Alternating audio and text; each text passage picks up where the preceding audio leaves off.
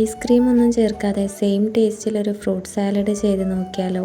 ഇതിങ്ങനെ കാണാൻ തന്നെ എന്ത് ഭംഗിയാലേ! കാണാൻ മാത്രമല്ല കഴിക്കാനും ഭയങ്കര ടേസ്റ്റാണ്. ഇത് ഉണ്ടാക്കിയെടുക്കാനും ഭയങ്കര എളുപ്പമാണ്. ആദ്യം ഇതിനു വേണ്ടി ഒരു മിൽക്ക് റെഡിയാക്കണം. അതിനുവേണ്ടി 2 ടേബിൾ സ്പൂൺ മൈദയിലേക്ക് 1/2 കപ്പ് പഞ്ചസാരയും 1 കപ്പ് പാലും 1 കപ്പ് വെള്ളവും 1/2 ടീസ്പൂൺ വാനില എസൻസും ചേർത്ത് നല്ലതുപോലെ മിക്സ് ചെയ്തെടുക്കാം. ഇതിലേക്ക് ഒരു 1/2 കപ്പ് വെള്ളം കൂടെ ചേർത്ത് കൊടുക്കുന്നുണ്ട്. ഇനി ഇത് സ്റ്റൗവിലേക്ക് മാറ്റി തിക്കാവുന്നത് വരെ കുറുക്കിയെടുക്കാം. ഫ്ലെയിം ഒന്ന് ബാലൻസ് ചെയ്ത് കൈവിടാതെ ഇളക്കി കൊടുത്ത് ഈ ഒരു പരുവം ആവുമ്പോൾ കൂളാവാനായി മാറ്റി വെക്കാം. ഇനി കയ്യിലുള്ള ഫ്രൂട്ട്സ് ഒക്കെ എടുക്കാം. ഞാനിവിടെ പൈനാപ്പിൾ, മാതളം, ആപ്പിൾ, മുന്തിരി, റോബസ്റ്റ് ഇത്രയും മാത്രമേ എടുത്തിട്ടുള്ളൂ.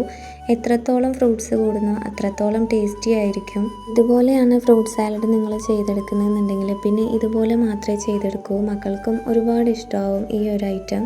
കുറച്ച് ഫ്രൂട്ട്സ് വീട്ടിലിരിപ്പുണ്ടെങ്കിൽ തീർച്ചയായിട്ടും നിങ്ങളിതൊന്ന് ട്രൈ ചെയ്ത് നോക്കുക. ഈ ഫ്രൂട്ട്സ് ഒക്കെ ചെറുതാക്കി കട്ട് ചെയ്യേണ്ട ബുദ്ധിമുട്ടേ ഉള്ളൂ, ബാക്കിയെല്ലാം എളുപ്പമാണ്.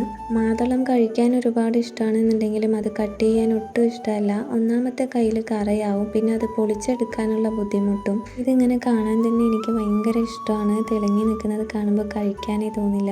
കട്ട് ചെയ്ത ഫ്രൂട്ട്സ് ഒക്കെ പ്ലേറ്റിലേക്ക് ആക്കിയിട്ടുണ്ട്. ഇതിങ്ങനെ കാണാൻ കളർഫുൾ ആയിട്ടുണ്ടല്ലേ. കൂളാവാനായിട്ട് മാറ്റി വെച്ച മിൽക്ക് ഒരു ബൗളിലേക്ക് ചേർത്ത് കൊടുക്കുന്നുണ്ട്. ഇതിലേക്ക് കട്ട് ചെയ്ത് വെച്ച ഫ്രൂട്ട്സ് എല്ലാം തന്നെ ചേർത്ത് കൊടുക്കുക. ഇനിയൊന്നുമില്ല, ഇത് നന്നായി മിക്സ് ചെയ്ത് കൊടുക്കുക. ഇത് കാണാൻ തന്നെ എന്ത് ഭംഗിയാലേ.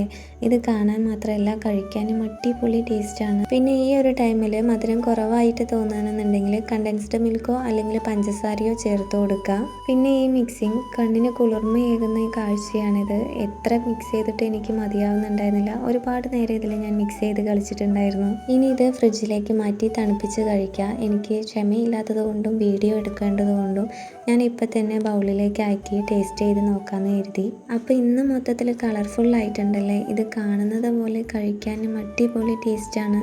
വാനില എസൻസ് ഒക്കെ ചേർത്തതുകൊണ്ട് ഐസ്ക്രീമിൻ്റെ പോരായ്മയൊന്നും തോന്നുന്നതേ ഇല്ല.